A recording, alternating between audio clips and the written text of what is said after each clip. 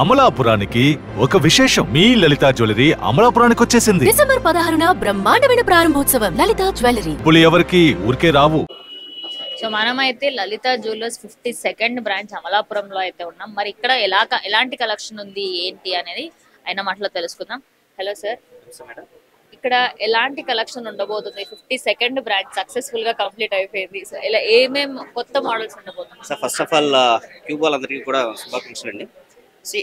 ఇప్పుడు దాకా అమలాపురంలో ఒక బ్రాండెడ్ జ్యువెలరీ అనేది ఇప్పుడు దాకా లేదు. అంటే చెప్పుకోదగిన ఆర్నమెంట్స్ కానీ లేదంటే ఇక్కడ ఉన్న కస్టమర్ తాలూకా వాళ్ళ మైండ్లో ఉన్న డిజైన్స్ కానీ అలాంటి ఇప్పుడు దాకా ఎవరు కూడా పెట్టలేదు.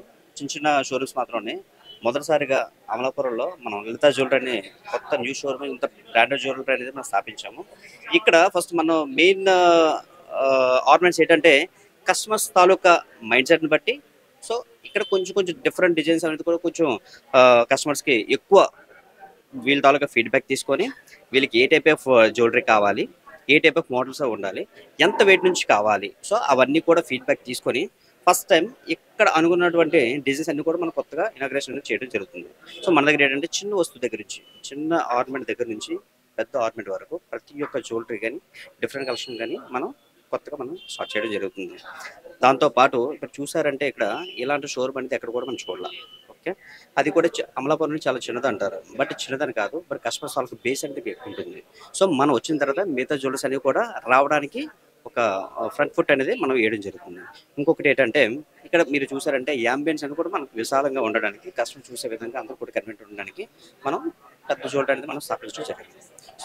అలాగే ఇక్కడ స్టార్టింగ్ కలెక్షన్ రింగ్స్ నుంచి మనకి హయ్యర్ కలెక్షన్ ఇంకా జ్యువెలరీ వరకు అన్ని A to Z ఉంటాయి.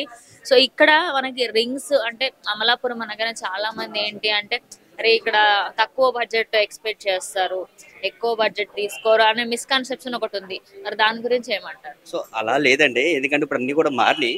ఎందుకంటే మనం ఉన్న సిచ్యువేషన్స్ బట్టి అందరూ చిన్న వస్తువు అని కాదు, ఎందుకంటే ఇప్పుడు చూస్తే చిన్న వస్తువు పెద్ద వస్తువు అని కాదు, ఫస్ట్ కస్టమర్కి నచ్చే వస్తువు అనేది మనం పెడుతున్నాం. ఎందుకంటే బడ్జెట్ ఆలోచించట్లా. ఎందుకంటే ఇప్పుడు ప్రజెంట్ గ్రామ రేట్ చూసుకుంటే కొంచెం హై ఉంది, అలాగని చెప్పేసి కస్టమర్ పర్చేసింగ్ అనేది ఆగట్లేదు. బట్ కస్టమర్కి అయితే నచ్చే విధంగా మన కలెక్షన్ అనేది మనం నూతనంగా మనం స్టార్ట్ చేయడం జరుగుతుంది. సార్ అలాగే ఇక్కడ కలెక్షన్ చూస్తే ఓవరాల్ ఒక రింగ్ సెక్షన్ మొత్తం ఫుల్ ఫ్లెడ్జ్డ్ గా ఉంది అండ్ పైన ఫ్లోర్ అంతా చూస్తే వావ్ అనే విధంగా ఉంది. సో కస్టమర్స్ దగ్గర నుంచి ఎక్స్పెక్టేషన్ అంటే నిన్న నైట్ నుంచే ఇక్కడ చాలా మంది ఉండడం జరిగింది, మేము చూసాము. సో ఇవాళ ఎలా ఉంటుందని ఎక్స్పెక్ట్ చేస్తున్నారు? యాక్చువల్గా 2 days బిఫోర్ నుంచి కూడా కస్టమర్స్ ఫ్లోటింగ్ అనేది కూడా మనకి ఎక్కువ ఉంది. అంటే ఎప్పుడెప్పుడు షోరూమ్ అనేది ఓపెన్ అవుతుందా, ఎప్పుడెప్పుడు పర్చేస్ చేద్దామా అన్న కస్టమర్స్ వెయిట్ చేస్తున్నారు. ఎందుకంటే మనకు ఆర్నమెంట్ చూసుకుంటే ఒకే ఆర్నమెంట్ నెంబర్ ఆఫ్ డిజైన్స్ మన దగ్గర ఉంటాయి. సో కస్టమర్ కావాల్సింది ఏంటంటే ఒక వస్తువు అంటే ఫింగరింగ్ తీసుకున్నాం అంటే ఒక వస్తువు కోసం వస్తే నెంబర్ ఆఫ్ డిజైన్స్ అనేది మన దగ్గర కలెక్షన్ ఎక్కువ ఉంటుంది. ఫస్ట్ ఏంటంటే నెంబర్ ఆఫ్ కలెక్షన్ కావాలి కస్టమర్స్కి.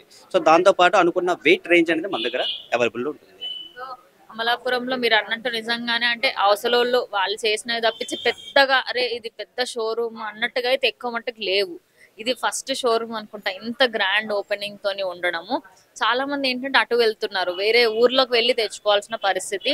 సో లలితా జ్యువెలర్స్ వల్ల ఏమేమి బెనిఫిట్స్ రాబోతున్నాయి మా ప్రజలకు ఇక్కడ? సో బెనిఫిట్ అంటే ఖచ్చితంగా లలితా జ్యువెలరీ అంటే ఇక్కడ ఉన్న వాళ్ళకి కస్టమర్స్కి మనం వచ్చామంటే చాలా తక్కువ రేంజ్ నుంచి అంటే వేస్టేజ్ ఎంత వేస్టేజ్ ఎలాగ వేస్తున్నారు అనేది ఒక అవేర్నెస్ అనేది లేదు.